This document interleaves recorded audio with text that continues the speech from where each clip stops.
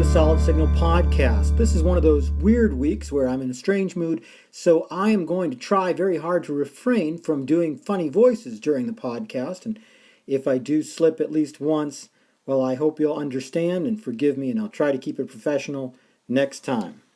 Ready? Let's go. I'd like to talk about an outdated term, and it's a bit sexist, I admit, but there hasn't been one that's risen up to really match it, and it is still really important. This week we're talking about the WAF, the Wife Approval Factor, also known as the Wife Acceptance Factor, or the Wife Agreement Factor.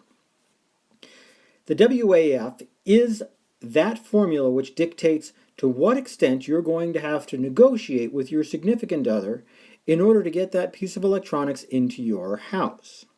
The WAF is traditionally dictated by, for example, visible wires, large areas of metal, the fact that your house or your office or your living room looks more like some sort of NASA space station control panel than an actual entertainment center. The WAF is positively affected by things that are easy, wires that are hidden, and things that are small. I'm probably not telling you much that you don't already know if, in fact, you are married, and I would like to say again, this is an outdated and sexist term that does not apply to all women, and it's not fair to say that it does. That said, I would like to put forward the notion that the WAF has been the most dominant factor in the evolution of consumer electronics in the 21st century, and I'm prepared to say why. You see, the later decades of the 20th century were dictated by ever larger pieces of consumer electronics, gigantic speakers, big rear screen television sets. We're talking about the big stuff and stuff that had plenty of wires, remote controls with rows and columns of identical buttons, and in fact, if you were around in the 80s and 90s, just having a system that no one could turn on besides you was actually a point of honor. Well, things have changed, my friends, and we have one person to thank for it, and it is that wife. The W in the WAF. At some point, consumer electronics makers knew that their products had to get more mainstream. They had to appeal to people that they'd never appealed to before. And they weren't going to be able to stay up in that high end where it was nothing but audiophiles and other experts who were willing to pay tons and tons of money. They set about trying to find consumer electronics that would have a high WAF, whether or not they said it. For example, that old cell phone you had in the 90s, that brick, look at that iPhone today. It's smaller, it's lighter, it fits in a pocket, and more importantly, a purse. That speaker system you had that was big enough to be buried in, well, today it's probably a slender little sound bar.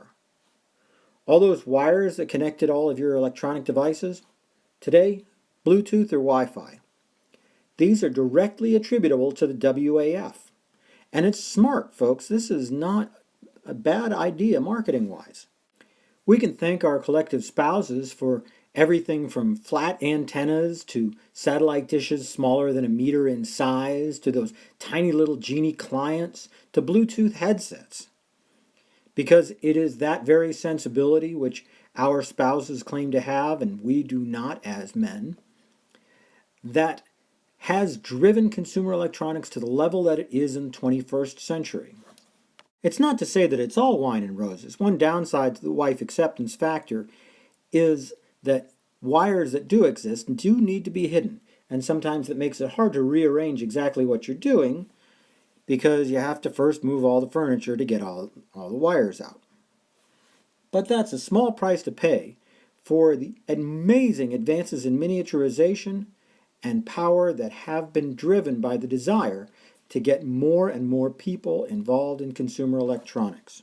There's a reason that the smartphone is the most popular and most powerful launch in consumer electronics history, and every time a new phone comes out, it gets even bigger. And that's because the phone itself appeals to a very wide audience.